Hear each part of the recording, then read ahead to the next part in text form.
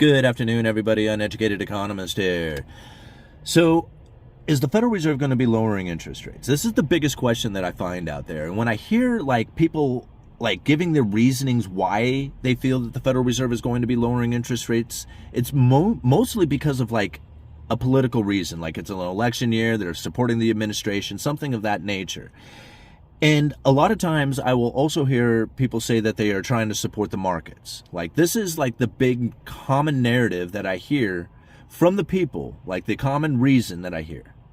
And so when I think about it from the things that I have read and the things that I have learned and the things that I've even stated here on this channel, and that the Federal Reserve is not going to support the administration. They're not going to support the election. They are not going to support the markets, the housing market, any of that stuff. And I know a lot of people shake their heads when I say that, but they are not mandated to do those things. They are mandated to maintain full employment and low and stable prices. That's it.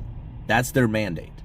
So when people say that they are going to do this for this particular reason and it's not those two, one of those two, then they're really talking, they're talking hot air, right?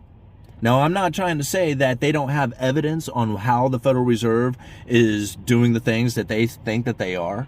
What I'm trying to say is that everything within the documents coming from the Federal Reserve themselves and the strategy that I have picked up from them, right? Not for myself, but the strategy I believe that they are doing for monetary policy does not care about those things.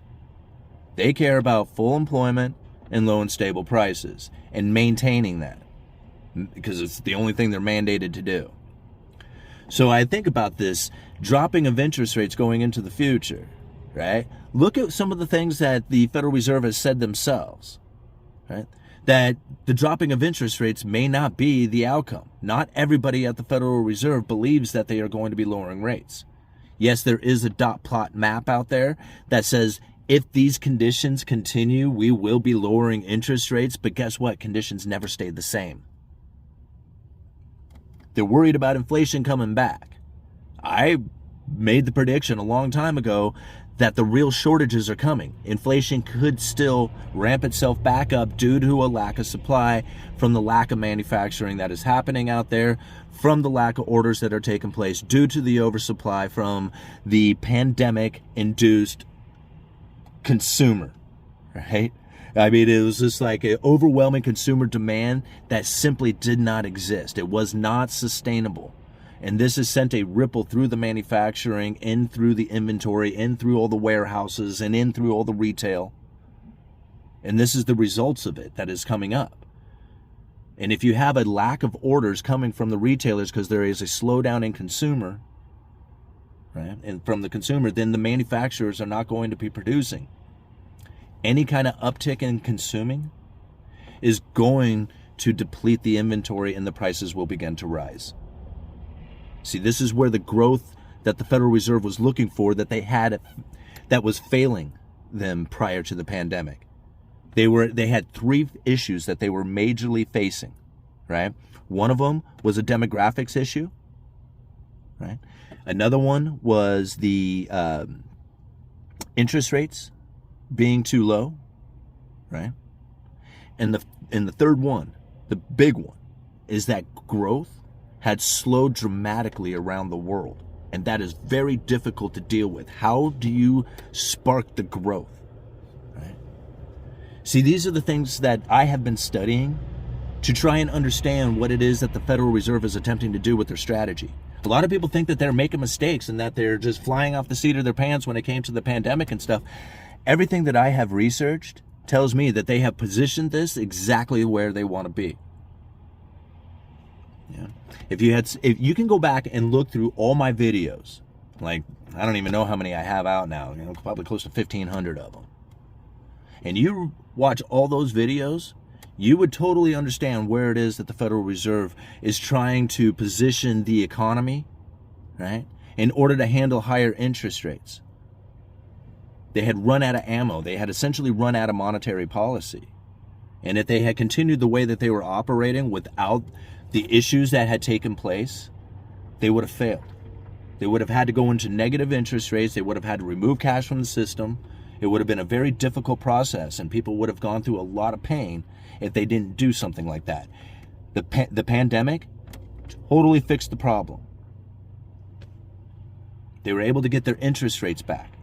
The Fed funds rate being up at 5% gives them their ammo back. They desperately needed it. They were talking about how it was a major problem prior to the pandemic. They're not talking about these problems anymore.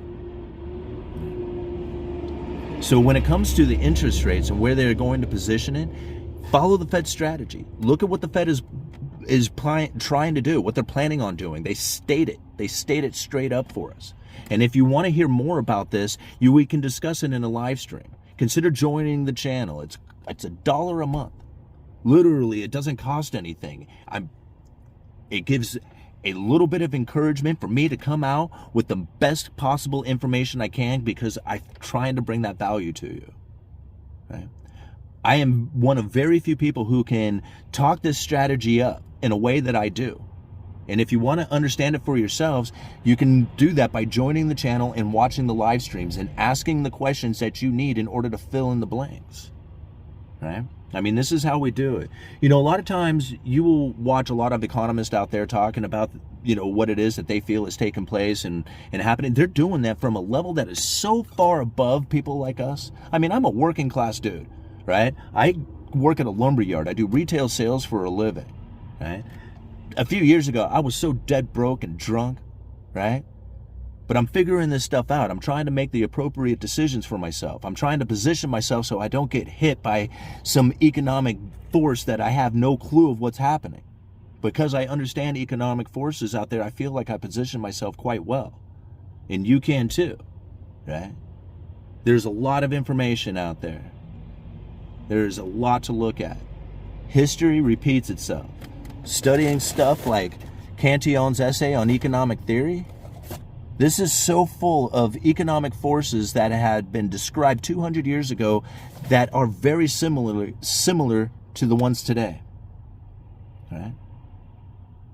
So again, I'm going to leave a link down in the description to a live stream that we are doing tonight, talking about some of the issues with global manufacturing and the shift in global manufacturing and how that's happening, right? Some of the economic forces that are playing out that is forcing these outcomes.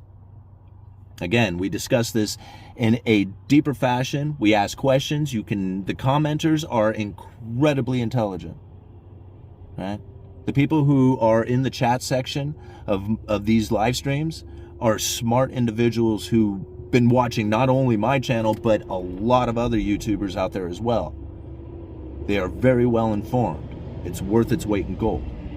Right. Uneducated Economist, you guys let me know.